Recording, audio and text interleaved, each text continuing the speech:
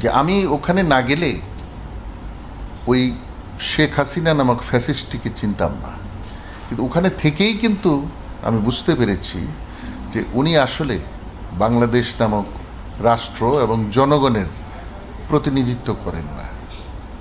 তিনি বাংলাদেশের জনগণকে শাস্তি দেওয়ার জন্যে, বাংলাদেশ নামক রাষ্ট্রের উপরে প্রতিশোধ নেয়ার জন্যে ওই চেয়ারটিতে বসে বাকি জীবন কাজ করবেন। প্রায় সময়েই আমি সঠিক বিষয়টা ওনার কাছে তুলে ধরতাম, এবং তিনি যে খুব বিরক্ত হতেন আমার উপরে তাও নয়, তিনি শুনতেন। আমি এটাকে বলবো পরামর্শ। একজন সিনিয়র জেনারেল কাজ হলো তার ঊর্ধ্বতন কর্মকর্তাকে, যিনি সিভিলিয়ান মাস্টার, তাকে পরামর্শ দেয়া।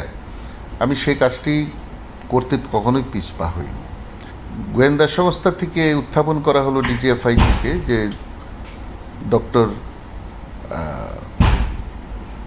ইউনূস, প্রফেসর ইউনূসের কর্মকাণ্ড অবশ্যই প্রতিহত করতে হবে এবং তার বিরুদ্ধে ব্যবস্থা নিতে হবে, এই ধরনের কিছু একটা।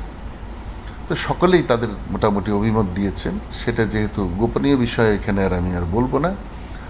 সর্বশেষে আমি আমার বক্তব্যটা দিলাম এবং বললাম যে ডক্টর ইউনূস শুধুমাত্র আমাদের জাতির সম্পদ নয়, তিনি আন্তর্জাতিক পরিমণ্ডলে অত্যন্ত পরিচিত মুখ, একজন নোবেল লরিয়েট, এবং তার নিরাপত্তা প্রদান করা, যে কোনো জাতীয় সমস্যায় তাকে সাহায্য করা, এটা আমাদের দায়িত্ব।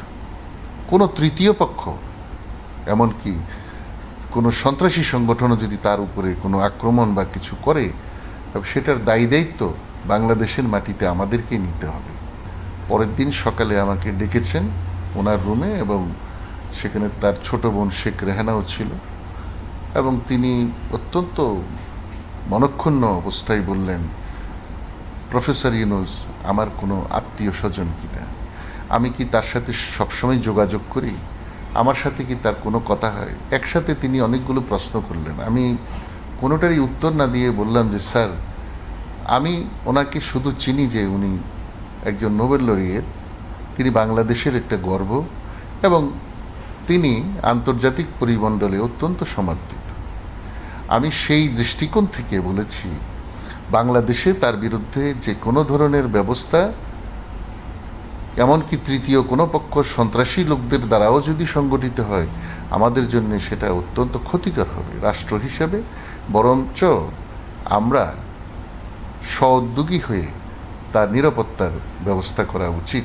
বিনয়ের সাথে কথাটি বলার পরে ওনার ছোট বোন বলল, আপনাকে অনেক বিশ্বাস করতাম। তারপরে উনি থেমে গেলেন। ওরকম একটা অবস্থায় আমি খুব বিব্রত বোধ করি এবং নিরীহের মতো তাকিয়ে থাকি দুজনের দিকে। তো এক পর্যায়ে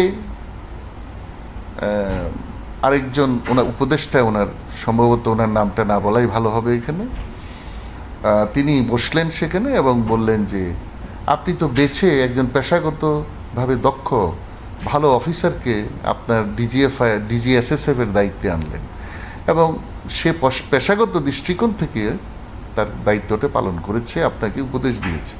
এটা গ্রহণ করার দায়িত্ব আপনার, আপনি রিজেক্টও করতে পারেন তার কথা।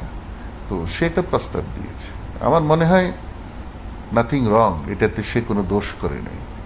তখন ওনার ছোট বোন শেখ রেহানা আমাকে ডেকে পাশের রুমে নিয়ে গেলেন, বলে যে ভুলে যান, এটা আমার বড় বোন একটু মনক্ষুণ্ণ হয়েছে, একটু পর ভুলে যাবে। তো এটাতে আমি বুঝতে পেরেছি যে উনি কিন্তু সহজ মানুষ না।